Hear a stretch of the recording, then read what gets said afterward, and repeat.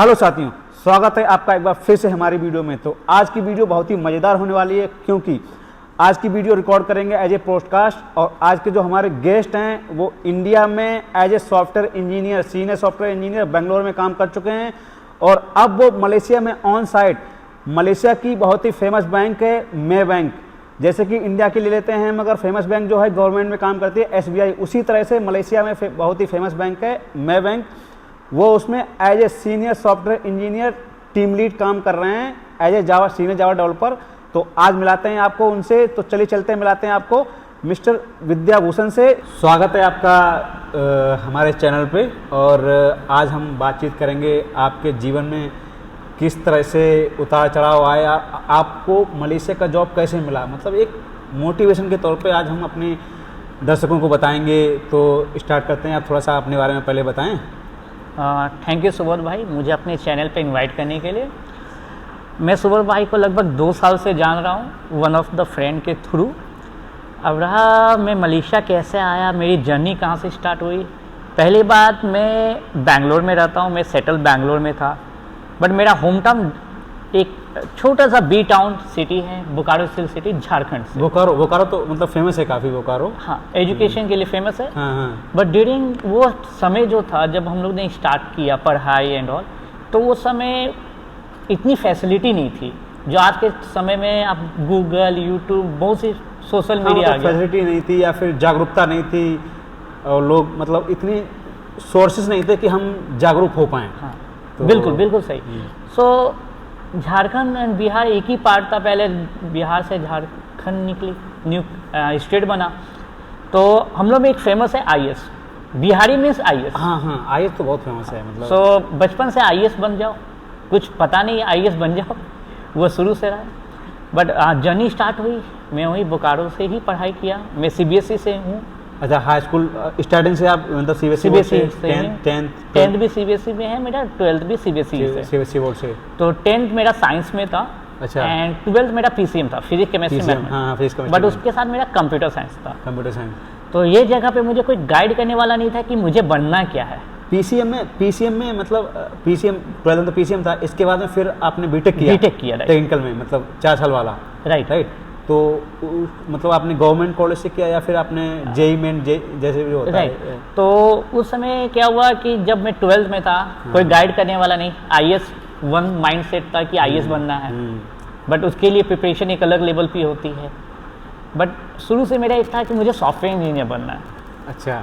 तो कुछ ऐसे इंडियन क्रिकेटर थे, जैसे अनिल कुंबले को मैं फॉलो करता था। कि पहले तो वो एक क्रिकेटर हैं, इंडिया के सबसे फेमस क्रिकेटर थे, एंड ऊपर से वो सॉफ्टवेयर इंजीनियर थे। तो मुझे पता था कि हाँ, ये सॉफ्टवेयर इंजीनियर है, तो एक अलग ही कैटेगरी ऑफ सॉफ्टवेयर इंजीनियर होता है। एक लुक एंड फील, एक अनिल कुंबले को देखो, आप बाकी को देखो, तो लगता था। तो मुझे लगा कि मुझे भी बड़े होकर सॉफ्टवेयर इंजीनियर बनना है। तो मैं 11th क्लास से ही स्टार्ट किया। जो मेरे सीनियर्स है कि आप लोग क्या कर रहे हो, कोई इंजीनियरिंग के लिए जा रहा है, कोई डॉक्टर के लिए जा रहा है, जिसके पेरेंट्स डॉक्टर है वो डॉक्टर बन रहा है, जिसके पेरेंट्स एडवोकेट है वो एडवोकेट बन रहा है। तो जो 11th से आपने ठान लिया कि हमें इंजीनियरिंग करनी है? मतलब ठान तो बचपन से लिए थे। अच्छा। जब क्रिकेट देखते थे कि हाँ सॉफ्टवेयर इंजीनियर बनना है, बट पाथ नहीं पता था। कुंबले के आप फैन थे? कुंबले की आपने देखी बायोग्राफी? हाँ। तो आपने देखा कि बंदा बीटेक किया हुआ है, तो मुझे भी बीटेक करना, मुझे भी सॉफ्टवेयर इंजीनियर बनना, मुझे भी बैंगलोर ही जाना है। हाँ। क्योंकि वो बैंगलोर में वर्क करते थे। तो जर्नी स्टार्ट हुई 11th क्लास में। अपने सीनियर्स से पूछा स्कूल में वो क्या फॉर्म भर रहे हैं, नहीं भर रहे हैं। तो आइडिया मिला कि हाँ, IIT होती है, मेंस होते हैं, कर्नाटका इंजीनियरिंग का कॉमेट के होते हैं, इंजीनियरिंग एग्जामिनेशन। फिर ऐसे उड़ीसा का, वेस्ट बंगाल का, बहुत से इंजीनियरिंग स्टेट लेवल्स के होते हैं।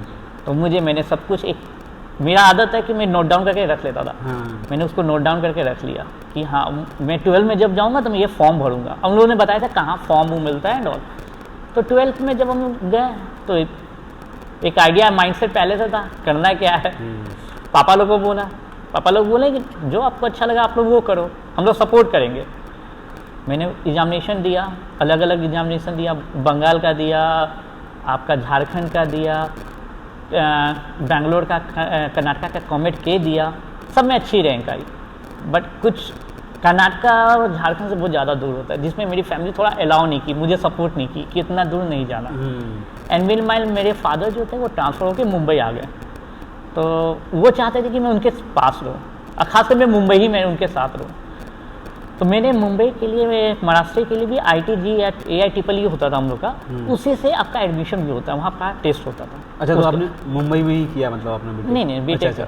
तो AIEEE के रैंक, जैसा भी आपका रैंक आता है उससे आपको कॉलेज आप अप्लाई कर सकते हो, टॉप 10 कॉलेज। उस समय ये है आपकी 2008 की बात, मैं पास आउट 2008 में। अच्छा।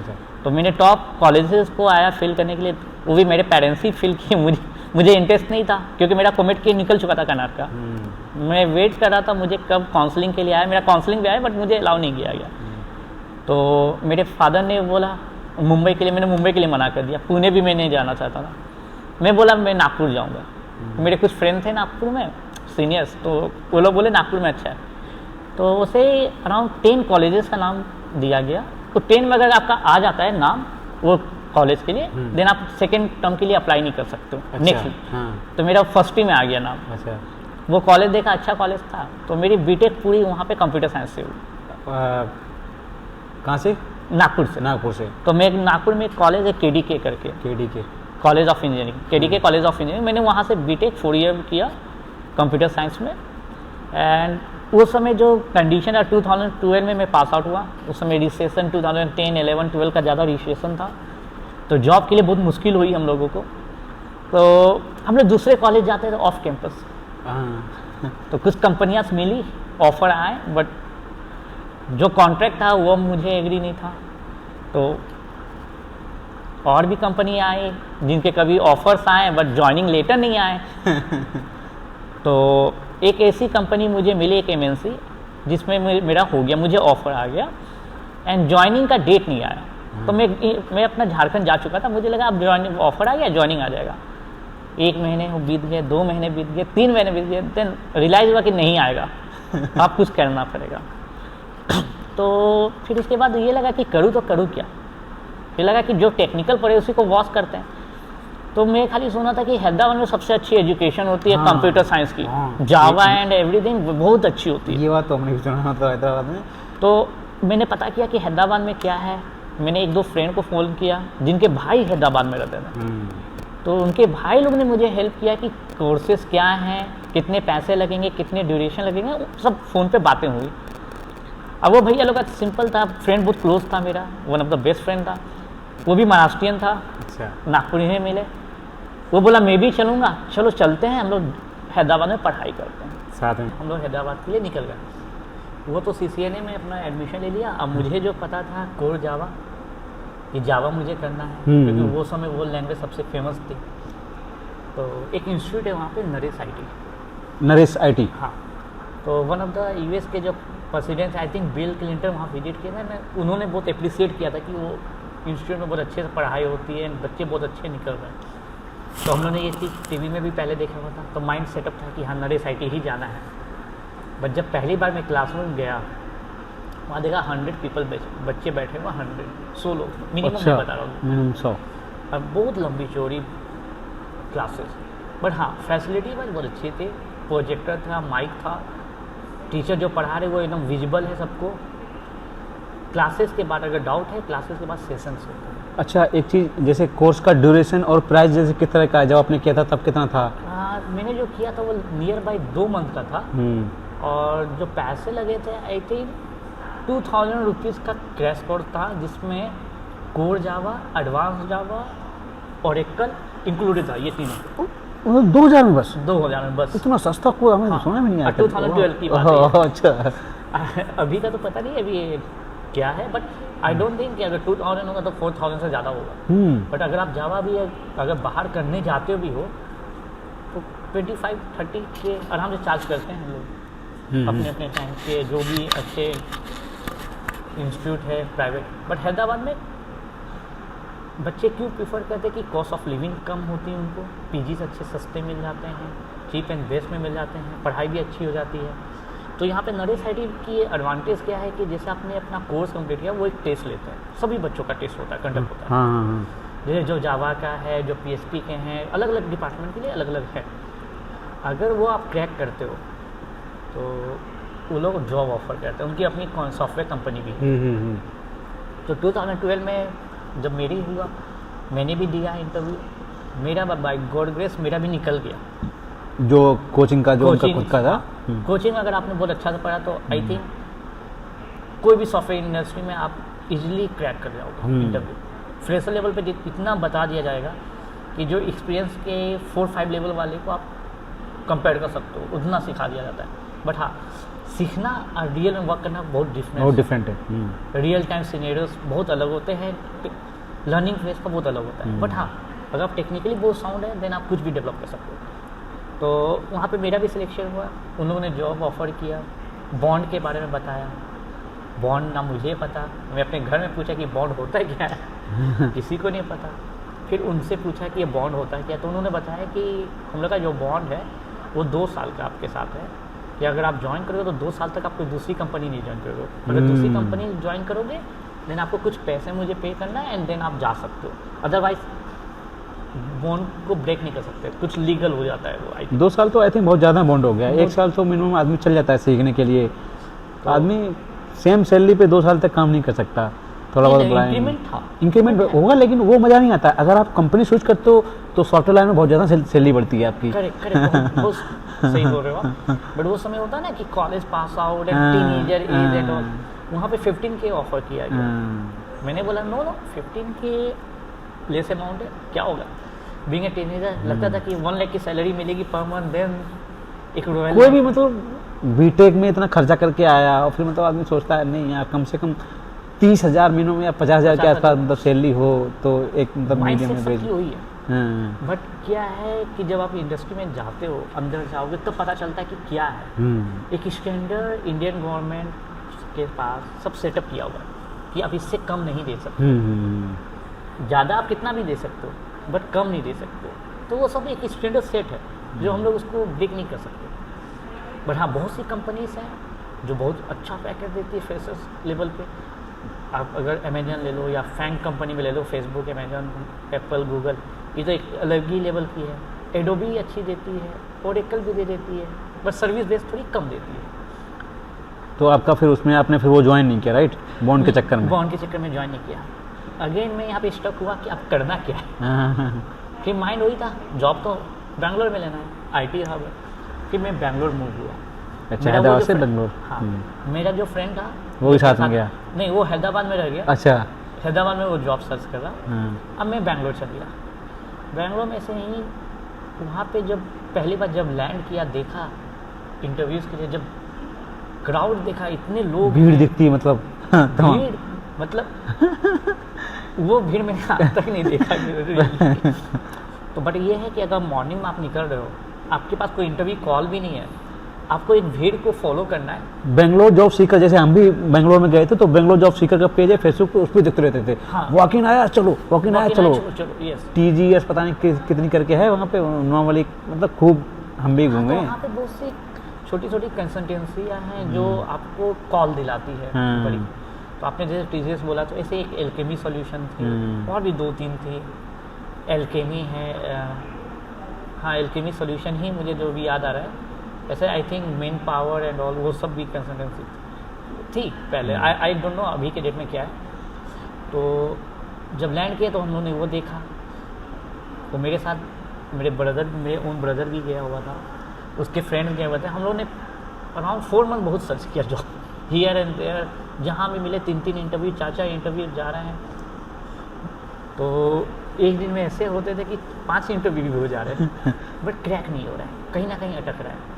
तो वन ऑफ द रीज़न क्या मैंने फिगर आउट किया था कि जैसे मैं बिहार या झारखंड से हूँ तो हम लोग का मदर इन्फ्लुएंस आता है, मदर टंग। हाँ, मतलब इंग्लिश में वो फ्लुएंसी नहीं आती है। जैसे हम लोग हैं तो उस हिसाब से बोलते हैं, तो वो ऐसा उनको ऐसा लगता है कि इसको कम आता है, ये उस हिसाब से बोल नहीं पाता, फ्लुएंट नहीं है। तो वो चीज़ें वो समझते हैं, मतलब वो चीज़ें, क्योंकि वो मदर टंग लग जाता है हम लोगों का। यूपी बिहार वाले में तो सेम टू वही रहता है, रहते हैं। क्योंकि अब मैं भी जो सिटी से आया था वो भी बी टाउन था, जस्ट लाइक अगर यूपी में लेते तो यूपी तो थोड़ा सा डेवलप है बिहार से एंड झारखंड से, ओके। बट हम तो हिंदी मीडियम से गए हुए थे, सबसे बड़ी बात तो ये है। हम तो मतलब 20 दिन नहीं टिक पाए, 20 दिन टिक पाए। तो खाने का इशू बहुत वहाँ पे मुझे हो रहा था, तो फिर मैं PG में रह रहा था, तो फिर मैं छोड़ दिया। मैं 20 दिन में भाग गया वापस। मैंने कहा अपने नोएडा में ही देखेंगे, चाहे भले कम मिले पैकेज वगैरह। तो मैं बहुत स्ट्रगल किया, तो फिर आप मतलब 4-5 महीने वहाँ पे टिके। हाँ, फिर हम लोगों ने फिगर आउट किया कि क्या प्रॉब्लम हो रही है। तो एक हाँ। कम्युनिकेशन का तो दिखा कि हाँ। इंग्लिश में ये मदर टंग है। हाँ। अब मैं जहाँ रहता ना पीजी में, वहाँ पे 3-4 लोग और रहते थे मेरे रूम पार्टनर्स, हाँ। जो सब वर्किंग थे। हाँ। उन्होंने मुझे गाइड किया क्या करना है, कैसे करना है। फिर मैं 2 मंथ है ना कहीं निकला ही नहीं, कोई इंटरव्यू नहीं दिया। मैं अपने अच्छा। आप को प्रिपेयर किया। 2 महीने के बाद एक कॉल आता है मुझे एक इंस्टीट्यूट से कि we have a opening for Capgemini. And Capgemini उस समय की one of the best companies में आती थी एमएनसी में, और आज आई थिंक आज भी बहुत अच्छी कंपनी है। तो मैं उनको मेल पे रिप्लाई किया, देन उन्होंने कॉल किया मुझे, मैं इंटरव्यू देने गया। तो प्रॉपर एक इंटरव्यू जैसे होता है वो कंसल्टेंसी वाले ने मुझे लिया। हाँ। बस एप्टीट्यूड टेस्ट लिया, रिटन टेस्ट लिया, फिर उसके बाद 2 या 3 टेक्निकल राउंड हुए मेरे, फिर उसके बाद मैनेजर राउंड हुए, फिर एचआर हुआ। देन दे सेड लाइक मैं अब एलिजिबल हूँ कैपजेमिनी में इंटरव्यू के लिए। अच्छा। मैं सोच रहा था कि ये मतलब जैसे कैपजेमिनी प्री प्रोसेस चल रहा था उनका। प्री प्रोसेस था वो। प्री फिल्टरिंग प्रोसेस में हाँ। था वो। तो ये जब देखा मैं भी सरप्राइज कि यार कैपजेमिनी में डायरेक्ट करो, क्यों करो आप। बट हाथ में कुछ नहीं है तो कुछ बोल नहीं सकते हो। हाँ। मैंने भी कुछ नहीं बोला। तो वो बोले कि आप एलिजिबल हो गए, कैपजेमिनी हम लोग को बताएगा, देन मैं आप लोग को बताऊंगा। तो आप लोग को उस दिन पे कैपजेमिनी ऑफिस में जाके इंटरव्यू देना है, और ज़्यादा टफ नहीं रहेगा क्योंकि आप लोगों ने यहाँ पे फिल्टर कर लिया, और आपका फीडबैक हम लोग सेव कर लेंगे। तब तक वो कंपनी ने क्या किया, इंस्टीट्यूट वाले ने या कंसल्टेंसी ने, जो आप बैंगलोर जॉब सीकर बता रहे हो, हाँ, उस पर हाँ। पोस्ट डाल दिया उसने अच्छा। कि हम लोग के पास 40 रिक्वायरमेंट है तो कैपजेमिनी में चाहिए। हाँ। और उन्होंने कुछ लिखा नहीं कि कौन से स्किल्स पे। अच्छा। तो मुझे एक दिन फिर कॉल किया गया कि कैपजेमिनी का प्रोसेस स्टार्ट है, आप आओ। मैं फर्स्ट राउंड वहाँ का दिया, रिटर्न टेस्ट था, Codility somehow, I don't know the platform क्या था, अब याद नहीं है मुझे, बट जो कोडिलिटी टेस्ट होती है आज के टाइम में या हैकाथॉन होती है उस टाइप का वो कोडिलिटी था, बट वो एप्टीट्यूड के लिए था, हुआ करता था उसमें। तो उसको दिया, और उस समय जब मैंने पब्लिक दिखा वहाँ पे 8000 पीपल आए हुए थे, बच्चे 8000 बच्चे। 8000 बच्चे। अच्छा, पोस्ट उन्होंने डिसाइड ही नहीं किया कि किस पोस्ट के आने हैं? नहीं, उन्होंने खाली लिखा है 40 वैकेंसी है, और आप इसीलिए जानते सब हो आ गए। बेंगलोर में इतने बच्चे हैं, सब आ गए। 8000 तो मैं जो बताया इंस्टीट्यूट में, बाकी तो मैं बाहर में देखा ही, बट इंस्टीट्यूट में बताया 8000 आए थे। उस लोग को पूरा 3 से 4 दिन वो फिल्टर आउट करने लगा, बच्चों को समझाने में लगा उनको। 4 दिन का प्रोसेस चला खाली रिटर्न टेस्ट का। अच्छा। 5000 में 400 उन्होंने फिल्टर आउट किया। देन वो लोग बोले कि कैपजेमिनी का आगे का प्रोसेस हम लोग बताएंगे। मीनवाइल मैं क्या करने लगा, फिर जॉब ढूंढने लगा क्यूरियोसिटी कि अब मैं प्रिपेयर्ड हूँ हर चीज़ से, कम्युनिकेशन भी अच्छी है, बॉडी लैंग्वेज भी अच्छी है, सब कुछ अच्छी है, अब हो जाएगा। देन पता चला कि एक जगह डेल का इंटरव्यू हो रहा है एक कंपनी के अंदर, एक इंस्टीट्यूट के अंदर, एंड डायरेक्ट हायरिंग है, वो लोग ट्रेनिंग देंगे, एंड ट्रेनिंग के बाद फाइनल इंटरव्यू। बट हम लोग जब उसके बारे में पता चला तो हम लोग उसके एक ऑफिस में गए, उसके 4 ऑफिस थे। तो सुबह से शाम तक हम लोग उसी को ढूंढे, उसके ऑफिसर्स को, कहाँ है डेल वाला, कहाँ है, कौन सी कंसल्टेंसी? लास्टली पता चला कि कोरमंगला में, कोरमंगला बेंगलोर में, कोरमंगला जानते हैं, हाँ, वहाँ पे था। तो कोरमंगला में जब हम लोग पहुँचे वो 4 o'clock था, HR एकदम मतलब पैनल बंद हो रहे थे, जा ही रहते मतलब वो लोग बंद कर दिए थे कि अब इंटरव्यू ख़त्म। हम लोग ने बहुत रिक्वेस्ट किया इंस्टीट्यूट वाले को, HR को। हम लोग 4 लड़के गए थे, जिसमें मैं, मेरा ओन ब्रदर और 2 फ्रेंड्स। तो हम लोग ने HR को बोला कि अगर हम लोग में कोई एक रिजेक्ट हो जाएगा ना, हम लोग बाकी इंटरव्यू ही नहीं देंगे। तो वो कॉन्फिडेंस लेवल को देखा उन्होंने, और हम लोग चारों का इंटरव्यू पैरेलल में लिया गया, और चारों में कोई भी रिजेक्ट नहीं हुआ। अच्छा। एंड हम लोग के लिए फिर ट्रेनिंग स्टार्ट हुई 45 डेज़ की डेल में। अब यहाँ पता ही नहीं था कि ट्रेनिंग करनी किस पे उस समय बताया गया कि मेन फ्रेम कुछ पता ही नहीं, मेन फ्रेम होता क्या है, क्या सिस्टम है, क्या है, कुछ नहीं पता। मेन फ्रेम जस्ट नाम पता था उस समय कि मेन फ्रेम। पहली बार मेन फ्रेम के क्लासेस में गए, पढ़ाई गई। तो उस समय एक चीज़ बताई गई कि जो हम लोग ATM में जो सिस्टम देखते हैं, जो ATM से पैसे निकलते हैं, जो स्क्रीन दिखती है, वो के मेन फ्रेम से बनी हुई है। अच्छा। मेन फ्रेम के सिस्टम से डेवलप हुई है, part of the main frame. अब मेन फ्रेम क्या होता है एक्चुअली, जितनी भी बैंकिंग में कैलकुलेशन होती है, आपने पैसे निकाला, विड्रॉ किया, ऐड किया, जो भी किया, वो पूरा मेन फ्रेम प्रोसेस करता है। एक तरह से टेली टाइप में कुछ कह सकते हैं। टैली वो एक अलग ही सिस्टम है, मतलब अलग ही सिस्टम एक कैलकुलेट हो रहा है। आप एक सॉफ्टवेयर पे कैलकुलेशन हुई, कैलकुलेशन होने के बाद कहीं तो जाएगा, राइट? तो वो मोड फाइनल मतलब mainframe जो है। कैलकुलेशन वगैरह हुई उसको मेन फ्रेम Mainframe करके फिर handle वो करके। प्रोसेस होता है हाँ मतलब। वही सब प्रोसेस करके आपको देगा, जो आपको अकाउंट दिखना है एंड ऑल सब। तो इस पर बहुत से कॉन्सेप्ट है, बैंकिंग कॉन्सेप्ट है, कोड बैंकिंग एंड ऑल, वो बहुत ज़्यादा डिटेल हो जाएगा। तो मेन फ्रेम पे गया, वो 45 डेज़ का हुआ ट्रेनिंग। हम लोग ने बहुत इन्जॉय भी किया। सुबह जाते थे, शाम 6 बजे 7 बजे तक क्लासेस चलती थी, और उसमें ऐसा कुछ काम ही नहीं था कि घर पीजी में जाके क्या करेंगे। तो हम लोग और बैठते थे और प्रैक्टिस करते थे। इंटरव्यू का डे आया, इंटरव्यू देने का दिन। तो इंटरव्यू में क्या हुआ कि लाइक 7 पैनल्स थे, 7 रूम्स थे, सब में इंटरव्यू चल रहा है। फर्स्टली हम लोग गए तो एंड वी आर नर्वस कि पहली बार इतने रूम दिख रहे हैं इंटरव्यूज के। तो 7 रूम डरा के मतलब सेम रूम दिखा के मतलब ऐसा लगा डराते थे 7 रूम से। हम लोग को एक रूम में बैठाया हुआ है मैक्सिमम 3 रूम 7 रूम अलग अलग। और उनका रिक्वायरमेंट था 40 या 45 का कुछ था। हाँ बट इंस्टीट्यूट वाले ने और भी एंट्री ले लिया, वो 60-65 चल गया, उनको 45 का था। तो हम लोग को ये लगता था कि हम लोग सबका होना ही है। बट बोलते हैं ना, हर चीज़ लिखी हुई है, आपको इतना ही मिलना, उससे ज़्यादा नहीं मिलेगा ना कम मिलेगा। तो मैं देखा मेरा भाई मेरा फ्रेंड लोग जा रहा है, तो मेरा भाई गया, फर्स्ट राउंड क्लियर हो गया। उस सेकेंड राउंड के लिए जा रहा, मैं फर्स्ट राउंड के लिए जा रहा हूँ। उधर मेरा फ्रेंड का भी क्लियर हो गया।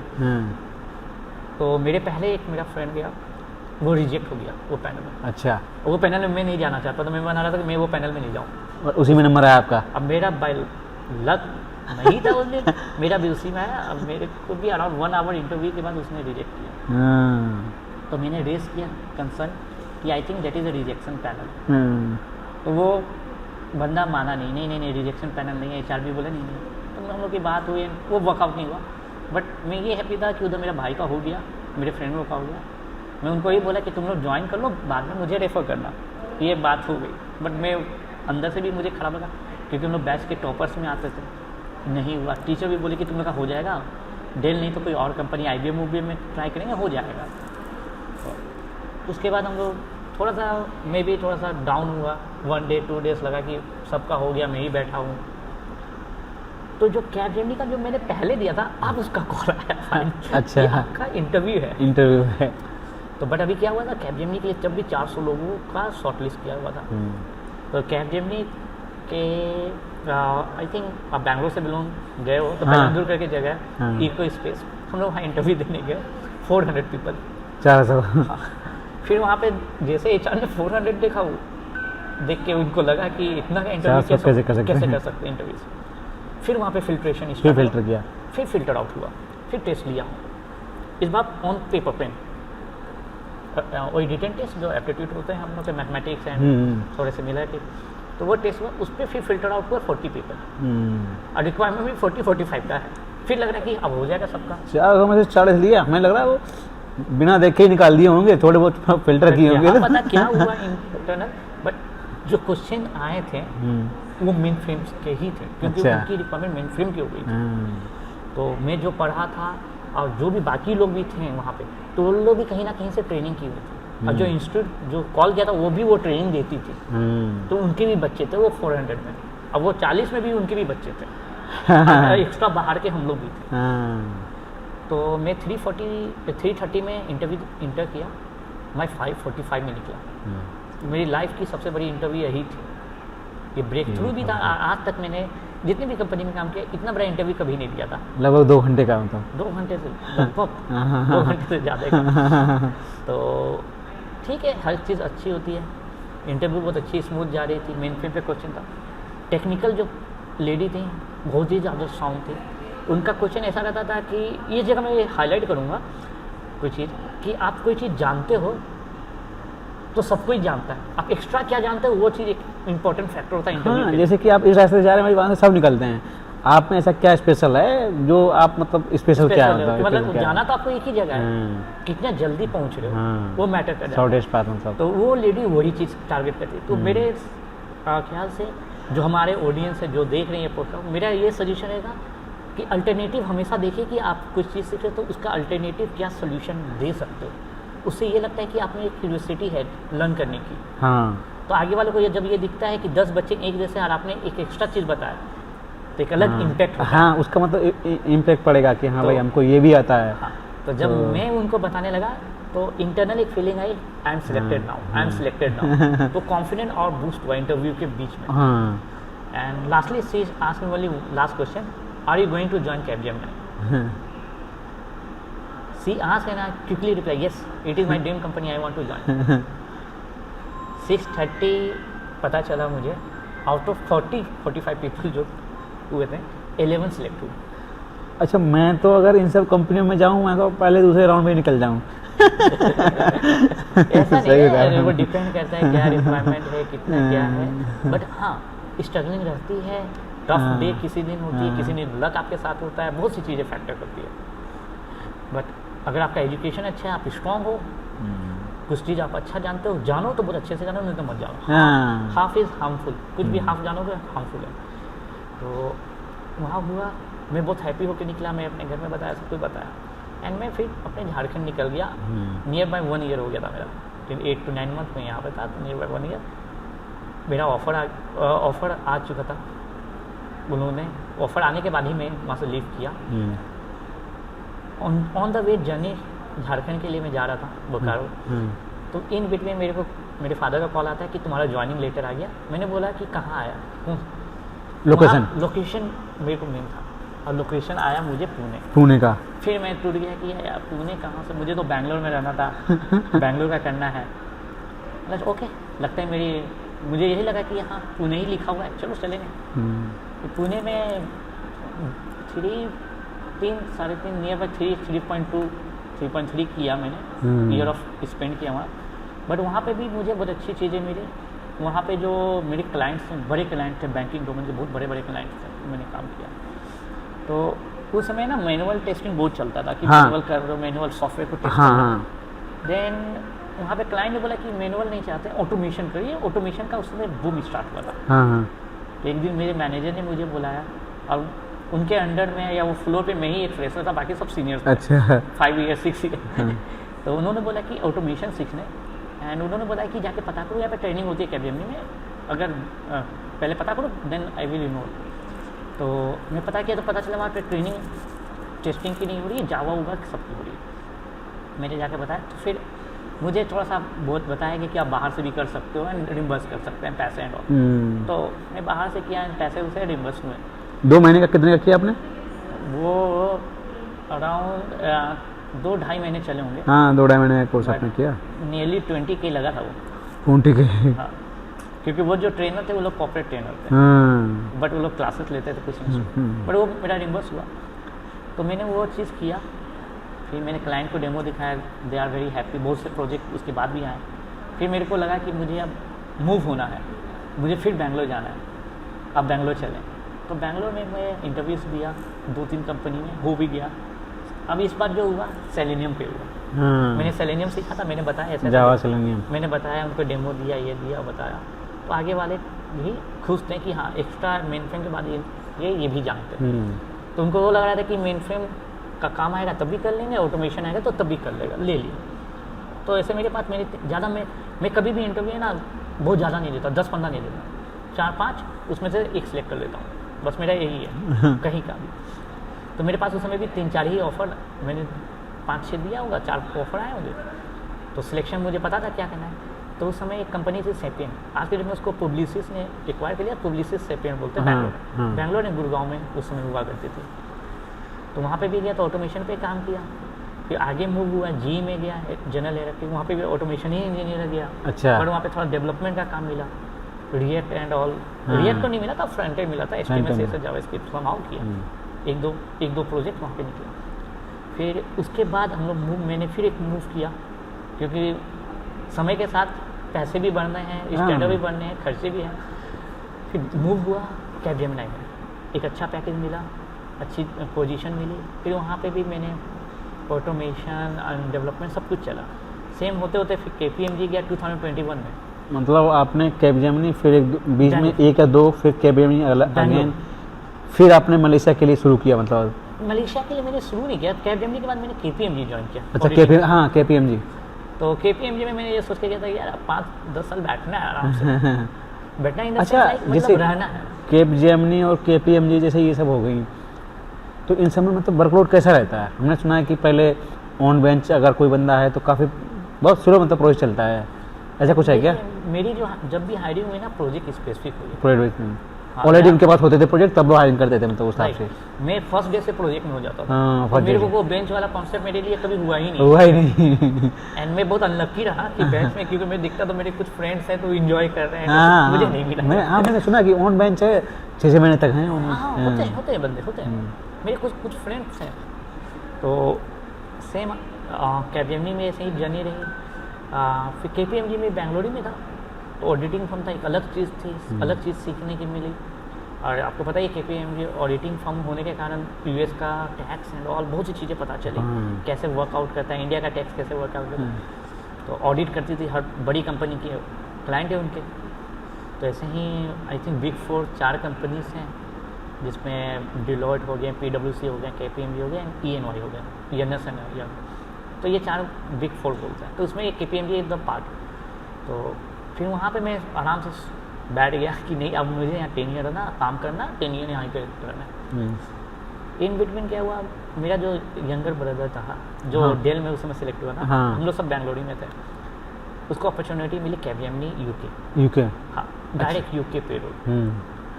वो थोड़ा फैमिली में रिक्वेस्ट, पेरेंट्स मान नहीं रहे थे, पेरेंट्स को मनाए तो वो मूव हुआ। जब वो मूव हुआ तो मैं सोचा कि मैं भी थोड़ा सा देखता हूँ।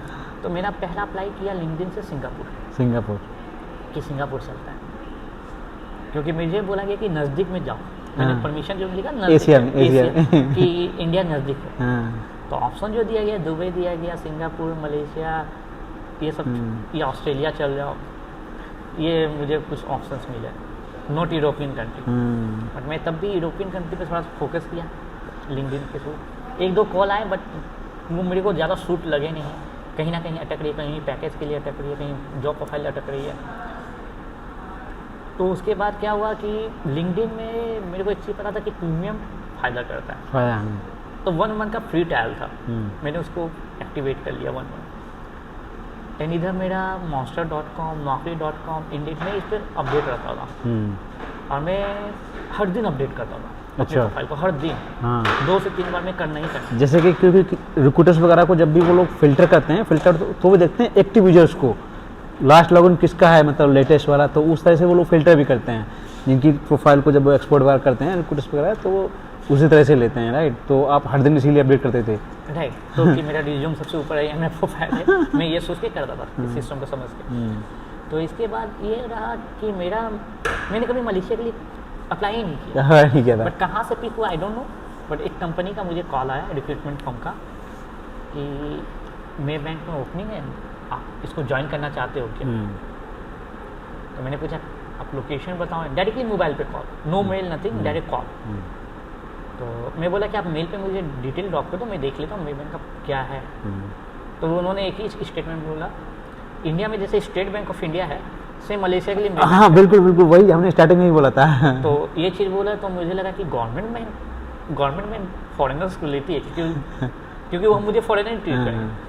तो मैंने उसका पूरा प्रोफाइल देखा, सब कुछ देखा, फिर पैकेज के डिस्कशन हुआ, वो रिक्रूटमेंट फर्म से वो सब एडजस्ट हो गया कि हाँ सूटेबल हो गया, मेरी जो एक्सपेक्टेशन वो मीट हो गया। देन उन्होंने मेरा प्रोफाइल को मैं बैंक में डाला कि हाँ ये कैंडिडेट एग्री है, ये पैकेज पे लिए, ये इतने मंथ का नोटिस पीरियड है, सब डिटेल्स। फिर यहाँ पे मेरा इंटरव्यू प्रोसेस स्टार्ट हुआ। यहाँ पे टेक्निकल्स हुए हैं, HR मैनेजर राउंड हुआ, डायरेक्टर राउंड हुए एंड HR हुआ, and finally offer letter release हुए हैं।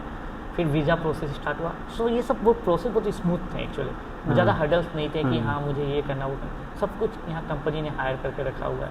वीज़ा के लिए एक अलग से एजेंसी है जो देख रही है, तो मुझे कोई लगा नहीं। इन बिटवीन क्या हुआ था, यहाँ पे मलेशिया में होने के बाद इनका प्रोसेस चला था, तब तक सिंगापुर का एक कॉल आ गया। अच्छा। अब उनका स्पीड, बहुत स्पीड था प्रोसेस, उसमें मेरा हो गया। बट जो हुआ, बट सिंगापुर का एक चीज़ था, वर्क लाइफ बैलेंस उतना अच्छा नहीं मानते, बहुत ज़्यादा काम करते हैं। नहीं, ये मैंने भी सुना है, मतलब 12-13 घंटे हमने सुना है कि बहुत रगड़ते हैं वीकेंड में भी। बहुत ज़्यादा वीकेंड में भी काम करते हैं। मेरे कुछ फ्रेंड्स हैं वो बोलते कि आओ, बट सिंगापुर में काम नहीं करना। हाँ, ये चीज़ मैंने भी सुनी थी। दुबई में जाना नहीं चाहता था क्योंकि वहाँ पर ज़्यादा गर्मी थी, बट अल्टीमेटली जब मलेशिया में आए तो गर्मी तो यहाँ भी है, बट वो नहीं थी। बट वहाँ पे दुबई आई डोंट नो, मुझे नहीं मन किया।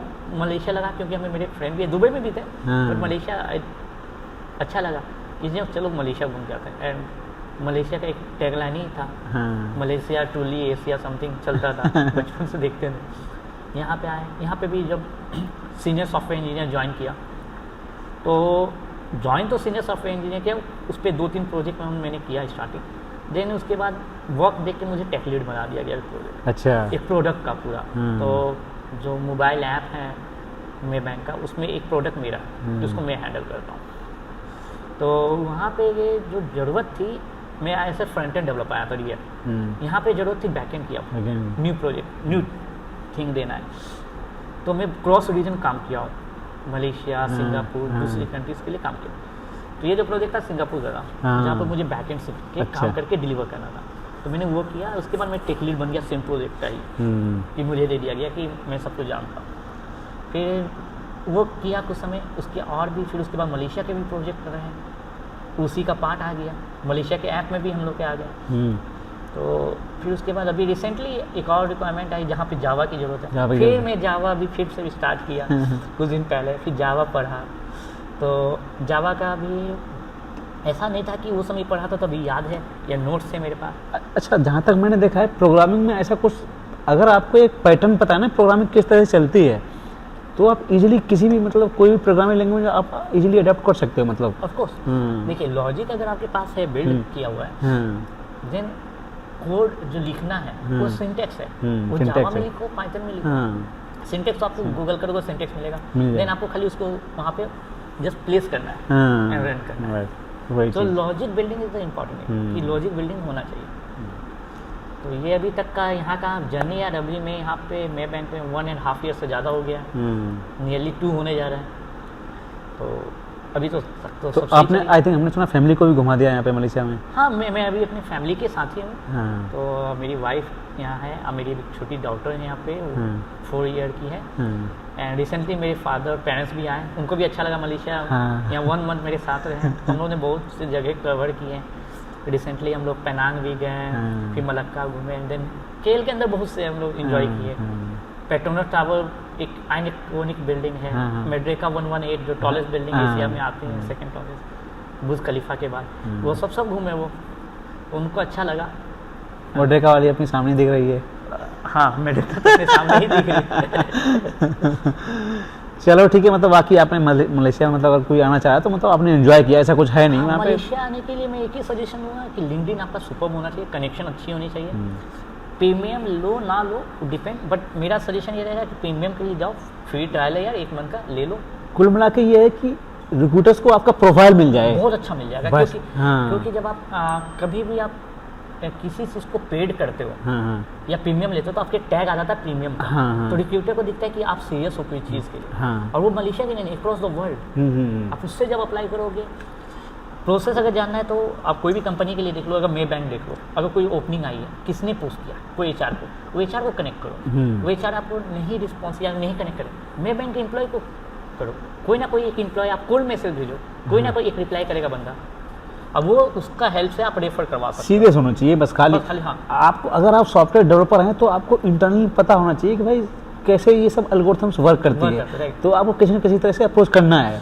हाँ, तो अप्रोच का सबसे अच्छा तरीका है कि अगर आपके पास जॉब आईडी है आपकी प्रोफाइल के लिए कि हाँ मेरे ये जॉब है, अगर आप वो जॉब आईडी को कोई एम्प्लॉय को दोगे या रिज्यूम दोगे, अगर वो आपको रिस्पॉन्स नहीं भी किया ना, अगर उससे कभी टाइम मिलेगा ना, वो आपको रेफर कर चुका होगा। अब जब रेफर करेगा तो आपको रिस्पॉन्स करेगा कि मैंने आपको रेफर कर दिया। तो क्या ज़्यादा इम्पैक्ट पड़ता है, क्योंकि आपके लिए कोई जाके पोर्टल पे देखने नहीं जाएगा नहीं, जब तक आपका बहुत क्लोज फ्रेंड ना हो। हाँ, बिल्कुल अननोन को नहीं करेगा। नहीं। और आज के डेट में सोशल मीडिया बहुत ही स्ट्रांग है, तो आप लिंक्डइन यूटिलाइज करो, इंडीड कर लो, मॉन्स्टर आई थिंक फाउंडेड बन गया, फाउंडेड हो गया, इंडीड करो। और कोई कंट्री की अपनी specific job site, job street वगैरह भी हैं, तो वो भी हाँ, बट हमारे हिसाब से बेस्ट आता है सबसे पहले लिंक्डइन बेस्ट, फिर आ जाएगा आपका मलेशिया के अंदर लिंक्डइन, मलेशिया या फिर सिंगापुर में जॉब स्ट्रीट और फाउंडेड, ये अलग अलग हो गई जाके। इसके बाद में फिर आपका इंडीड हो गया इन द 4th नंबर पे। इस रेंज में अगर आप करोगे तो आपका हो जाएगा। तो आई थिंक अब हम रैप अप करते हैं। हमारे व्यूअर्स को अच्छा लगा होगा और आशा करता हूँ किसी को कोई क्वेश्चंस हैं, कोई भी डाउट्स हैं, हमसे पूछ सकता है सेम लाइन में सॉफ्टवेयर इंजीनियरिंग में। ओके, किसी से सॉरी तो नो प्रॉब्लम। तो भाई किसी को कोई डाउट आ रहा है, क्वेश्चन मतलब कमेंट बॉक्स में कमेंट करे, कोई सजेशंस हैं हम उसको सजेस्ट करेंगे, हमारे लिए कोई सजेशन हो, हमारे लिए सजेशन, हम इम्प्रूव करेंगे अपना पॉडकास्ट। इसी तरह से आशा करते होंगे अच्छा लगा होगा, मज़ा आया होगा, सीखने को मिला होगा।